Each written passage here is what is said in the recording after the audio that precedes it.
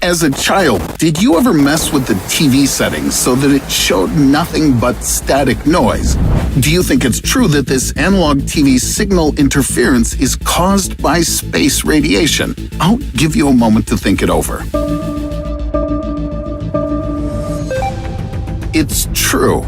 At least 1% of television interference results from the Big Bang's afterglow. Even on the far side of the moon, where no signals from Earth can reach, a receiving antenna will capture cosmic noise. Right now, I invite you to take a quiz where we'll debunk various radiation myths. By the way, if you got the first question right, you already have 1 point.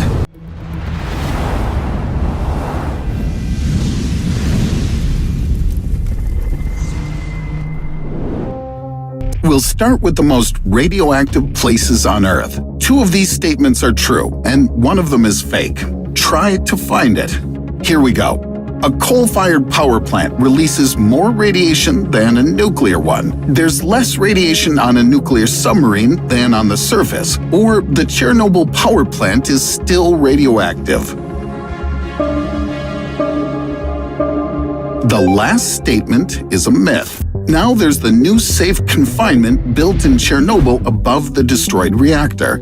Since 2019, this huge arch has been protecting us from any residual radiation that can exist around the power plant. If you picked option number 3, you score another point. Surprisingly enough, the rest of the facts are totally true. A coal-fired power plant is indeed more radioactive than nuclear stations. These facilities burn fuel blends composed of different elements, including radioactive uranium and thorium. And unlike nuclear power plants, coal-fired ones don't follow any principles for radiation safety. So, according to scientists, thermal power plants are 100 times more radioactive than nuclear stations. Fortunately, their number grows smaller every year. And what about submarines? It turns out that onboard nuclear reactors are very well shielded and don't pose any threat. And the ocean waters protect the crew from space radiation that all people on the surface are exposed to. So, if someone has to worry, that's gonna be you and me. Sometimes even the simplest things can be a source of radiation. How much do you know about that? Collect your thoughts and tell me which of these claims is a myth. TVs give off radiation. A plane in the sky is exposed to more radiation than in modern-day Hiroshima. Or the fact that the United States used to produce radium condoms.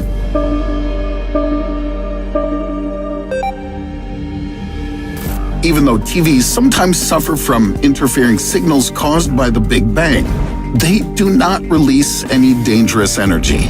Modern electronics are not radioactive at all, and their emissions are 1,000 times weaker than even the strictest sanitary requirements may find hazardous. There's only one catch. Very old cathode ray tube TVs could be a source of certain X-ray radiation. So if you still keep one of these as a family heirloom, I don't recommend turning it on. And those of you who chose the first option can congratulate themselves on getting +1 point. The 2 other facts are true. When your plane gets airborne, you're exposed to more radiation than tourists walking around modern-day Hiroshima. In the place where the atomic bomb was deployed in 1945, the level of radiation currently doesn't exceed 0.3 microsieverts per hour, while on a plane, you'll receive from 1 to 3 microsieverts per hour. Up in the sky, space radiation is higher than on the ground. Now, let's travel back to the 40s again. At that time, there really were radioactive condoms in the US. Doctors had yet to discover how dangerous radiation is. They even believed that it could be beneficial for human health. I bet that was some exciting experience. In fact, people of that era could be badly affected not only by everyday products, but also by government experiments.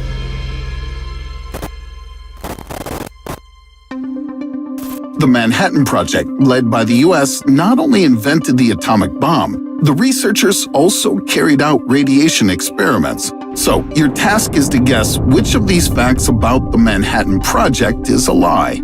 The Manhattan Project scientists fed radioactive oatmeal to kids. The first nuclear blast wrecked all photofilm in the US. Or can it be that the person who received the highest dose of radiation lived to an advanced age?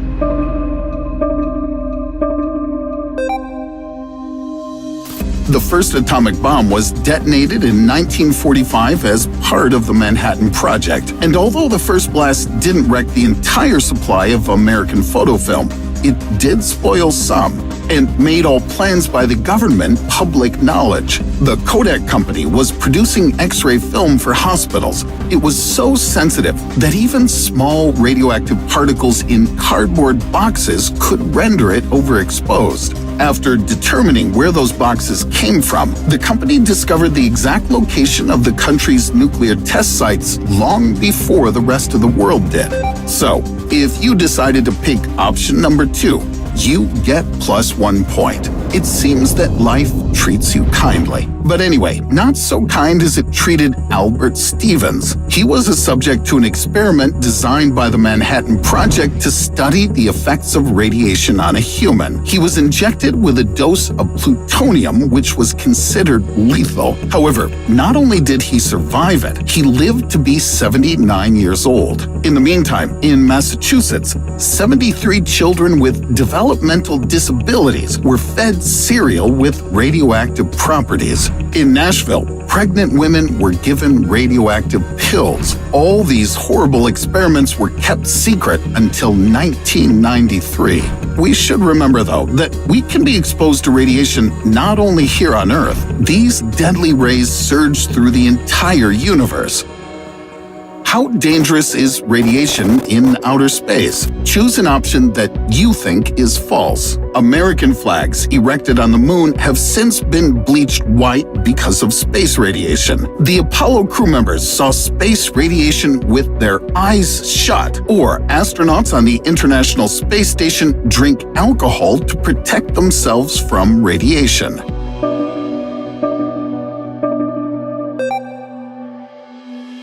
Much to many people's disappointment, alcohol cannot save anyone from radiation. And indeed, employees working on one of the most complex engineering constructions ever created by humankind don't crack bottles during their missions, although it doesn't mean that they're not at risk. For example, Apollo astronauts really saw space radiation with their eyes closed. Beyond the Earth's magnetic field, occasional high-energy particles would hit the astronauts' retinas and make them see bright flashes. As a result, many of them subsequently had vision problems. As for the flags planted on the moon, they were exposed to cosmic rays for so long that they turned white ages ago. How do we prove to aliens what country was the first to land on the moon now?